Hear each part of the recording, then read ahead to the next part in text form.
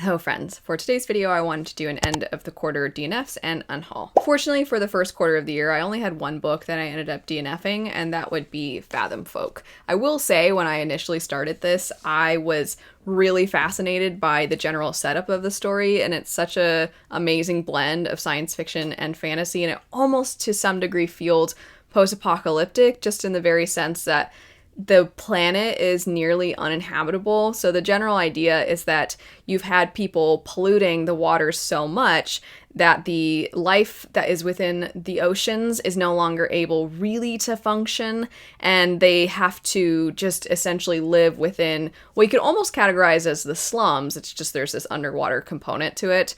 And you follow characters, some of whom have a little bit more privilege and a little bit more sway. You're also seeing how certain characters are almost like enforcers, but they have a desire to do good, but then they're also having to be influenced by what are like politicians. And then you have people who really want to try and change everything and level the playing field, so to speak, especially given that a lot of what's making this area uninhabitable are the people that are living on top. So I thought that the general idea of it was incredible, and when I first started, I was quite engrossed in it. And the reason I ended up DNFing is because naturally, of course, the more you progress into a story, the more typically that your interest is further piqued and you want to turn the page, you care more about the characters or the plot or both. But I found that the further I went, the more I felt like I should care more about what was transpiring, and I just unfortunately didn't necessarily.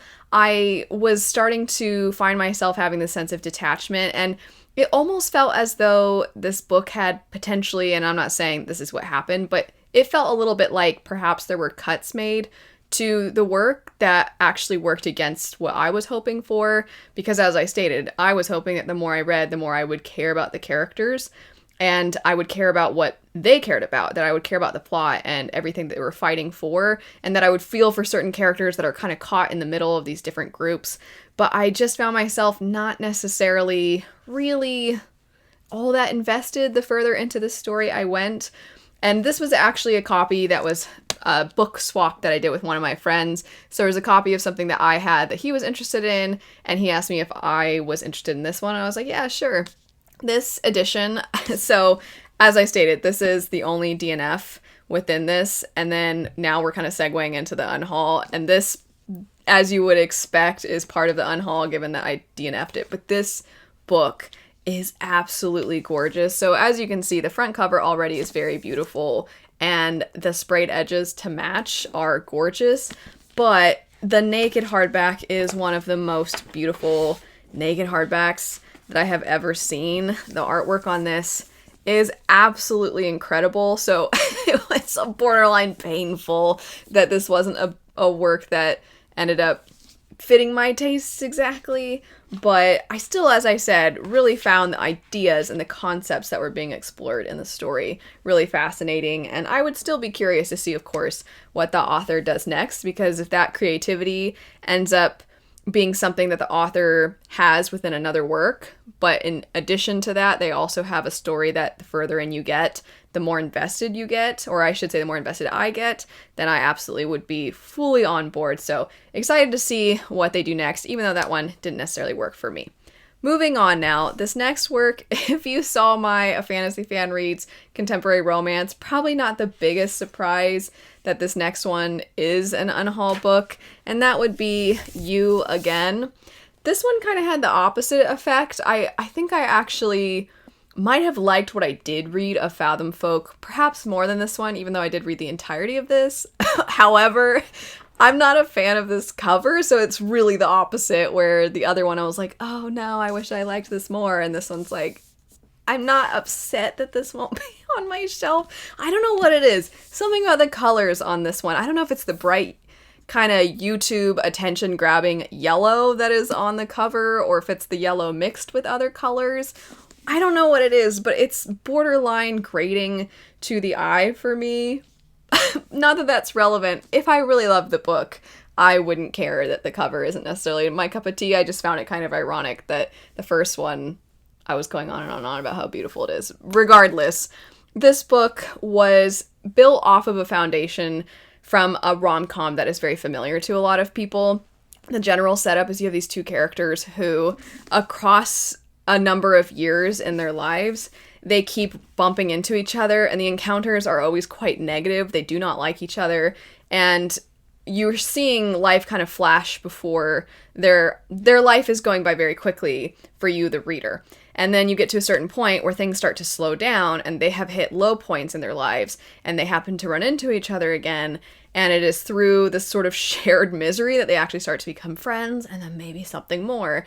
And I didn't dislike that setup. I just disliked those characters quite a lot. I couldn't stand them. And when I first started, I thought, okay, well, if the idea is that you're getting these little pieces of their lives as they are getting older, they're not old by the end by any means, but you're just seeing them start from a place of being really, really young. And I'm like, okay, so we're going to see growth initially. And I don't know that by the end there was all that much growth, at least not as much as I was hoping for from the two of them, which made them generally unlikable for me, and I wasn't necessarily rooting for the two of them, because I'm like, both of you really need to focus on yourselves a lot. And they, in general, like, he has the grump personality, and I suppose you could say she's sunshine. She's very free-spirited kind of a person, which is great. I don't mind those character types or real human beings that maybe fit within those categories, but they were a lot those things. I mean, he was borderline just rude all the time, and he's a character who's very, very privileged, and the other character, she, you could argue, is his love interest, or he is her love interest, depending on how you look at it. But regardless, she oftentimes is sort of trying to get him to acknowledge, hey, I know that we're both in this miserable place in our lives, but you also have way more going for you than the rest of us do, and maybe reflect on that, because he was very mopey and grumpy all the time, even when things were going well. And then she was somebody who was, she just was making, they were just both, like I said, they were those character types, but so to the extreme that I just wanted them to have a little bit more of this, they are grounded a little bit more in reality, and that they observe their behaviors a little bit more, and they try to acknowledge the ways that they are causing problems within their own lives, which is, I feel, part of what the book is trying to do, is it's showing the way people can be self-destructive, or how you have these patterns, and the fact that it's giving you these snapshots is trying to show you where these patterns started, and this is the reason they are the way they are now. I liked the concept. I just never liked these characters, and by the time they finally started to do some work, it was basically the end of the book, and I was like, no. I really needed them to do a little bit more work a little sooner. Anyway, so it didn't really work for me, but might work for somebody else. Next up is a book that I've kept for a long time because there is a component to it that I found incredibly moving. But every time I think about this book overall, I did have a few things about it that I didn't love. It was just that the moving parts were so moving that I was like, yeah, but those parts were so good. But I don't know that I want to necessarily keep it, given that I wouldn't say overall I necessarily really, really love this story, but I certainly could see somebody else really loving it, and that would be Lost in the Neverwoods. I can't really comment on what was so moving about it, given that it would be a spoiler, but this is a Peter Pan retelling, as you might imagine, and just the idea of what the author does with the concept of there being lost children, I thought that was the part that was really powerful and really beautiful and really heartbreaking. But as I stated, the story overall didn't necessarily work for me, but I could still see that having a lot of value to somebody who picks up that story. Next up is one that it's kind of I don't know how else to put it, but it's like a soft unhaul. And what I mean by that is I had this copy of this book and I enjoyed this book, so I decided to go ahead and get the rest of the series. I got some used copies that are mass market paperbacks, and I figured, okay, well, I don't need this first this first book in the series. I've been reading too many manga, but I was like, I don't need this first installment in the series if I now already have an additional, because when I bought the series used, it was the whole series, so I'm like, I don't need 2 copies of the first book. And that would be Soulless by Gail Carriger. I spent way too much time explaining the simplest of concepts. I bought the entire series, so I had 2 copies of the first book, and I don't need 2 copies of the first book.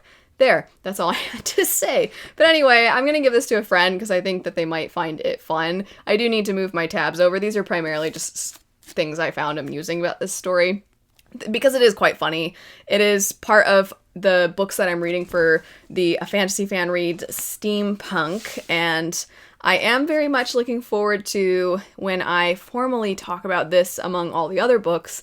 But it is interesting because reading a fair amount of steampunk in a row, it's not necessarily the steampunk elements that are the unifying thread between the books I'm picking up. It's actually other things I wasn't expecting. I don't know if I realized how much steampunk is a certain time period and werewolf and fae and vampires kinds of stories. It's like urban fantasy, but back in the day is what it feels like. Urban fantasy in England, Regency era, is kind of what I feel like a lot of the books I'm picking up are feeling like, which is not a bad thing necessarily.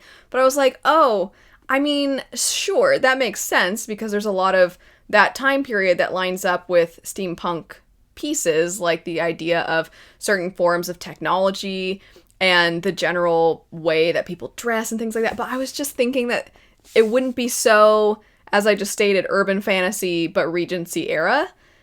And I'm surprised at how much it's feeling like that. But that is a way that you could very succinctly describe Soulless. Soulless was super, super funny. So definitely really enjoyed that. And the reason, as I said, that it's a soft DNF is, or not DNF, excuse me.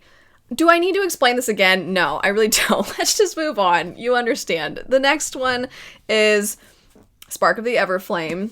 This one also is kind of like a soft unhaul because this is technically, I believe, the self-pub version of this book, and since picking this up, it has been traditionally published now, and so the rest of the series is coming out in different editions, and if I want to continue the series and have the editions match, then I don't really need this copy anymore, and I'm sure somebody who's a huge fan will have fun having a copy of the self-pub version. I know I'm a little bit on the hunt for the self-pub version of Blood Over Brighthaven.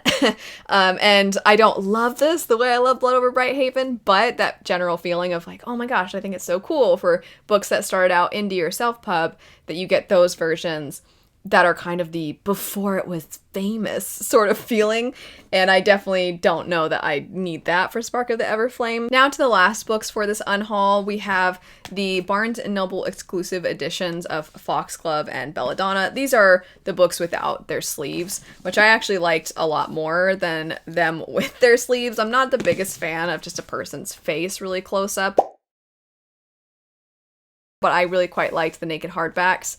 I ended up liking the first book the most of this trilogy, and by a lot, I would say. So I don't mind having the full trilogy. It's just I don't need multiple editions because I do have the Fairy Loot editions of these 2 books.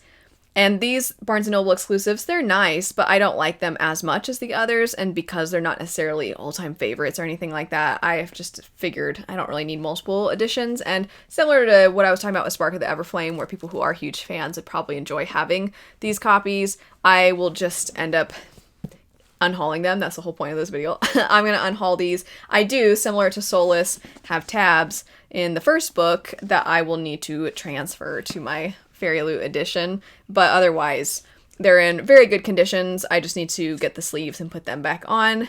I'm trying to go through my shelves periodically and be like, what do I really love and what do I not necessarily really love, and then slowly not have those on my shelves anymore if I don't really love them. Those are all the books I'm unhauling. There is actually a fair amount of comics I'm unhauling as well. It's all from one series, which would be the Fable series. This is one that my husband and I both quite liked, but it had been years and years and years since we had picked it up. And recently I did a whole video on my side channel doing a little bit of a manga library tour, and there's a few comics mixed in here and there. And these were ones that I mentioned in that, and as I said, it's been years since we picked them up, and we maybe are just not necessarily as big of fans as we once were. So we're gonna unhaul those as well. But what's nice is that there are so many of them that has freed up quite a bit of space on my manga shelves.